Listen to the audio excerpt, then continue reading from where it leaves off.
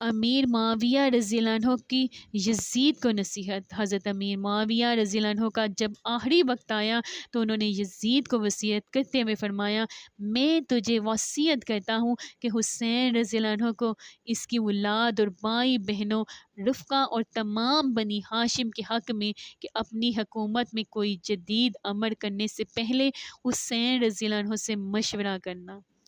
تیرا کوئی حکم حسین رضی اللہ عنہ کے حکم سے بلند نہ ہو، اور تیری کوئی ضرورت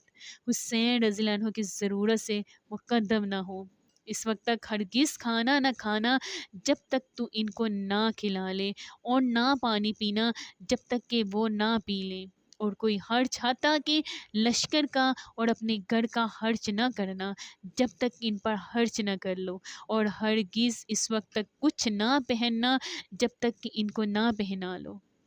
خلافت حقیقتاً ان کا